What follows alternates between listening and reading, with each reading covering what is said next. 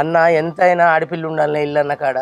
ముత్తంత పిల్లుంటే ముంత కాసరా, తవ్వంత పిల్లుంటే తల్లి కాసరా అన్నట్టు అన్న. మగబాయి గాళ్ళు ఏం పని చేస్తే ఏమవుతుంది అన్న? ఓ ఎటు బట్టి అటు ఊడబట్టి ఒకటి తుమ్ముతాడు, ఒకటి తుమ్ముతలేడు. అవ్వా ఇంతలోనే పోయి నా బిడ్డ షాయ పెట్టుకొచ్చిందే. షాయ పెట్టుకొచ్చినాక ఏమన్నా తిరిగేనా ఓ చెల్లి అన్న చూసినావానే? మన పిల్ల ఏపటికే ఇల్లు తెచ్చుకొని పోయింది. ఏ వస్తువు ఏడుందో అని చూసుకొని ఇంత షాయ పెట్టుకొచ్చి ఇచ్చింది.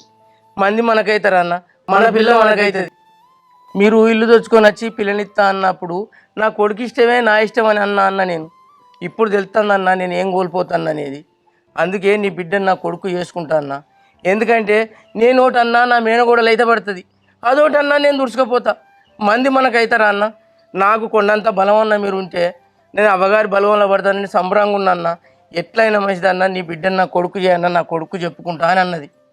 ఇక మరి నేను ఏకేకి నిర్ణయం తీసుకోలేను కదా, నా బిడ్డను ఒకసారి అడిగి చెప్తానన్నా. మరి నువ్వేమంటావురా తల్లి? బాపు, నేనెన్నడూ నీ మాట కాదనిలే. 2-3 సార్లు పోయి నువ్వు మాట్లాడినా కూడా అత్త బావ గురించి ఆలోచించింది తప్ప, మరి నాన్న నా ఇల్లు తెచ్చుకొని 2 సార్లు వచ్చిండు, నేను కూడా ఒకసారి నచ్చజెప్పి ఒప్పిస్తా అని మాట్లాడలేదు.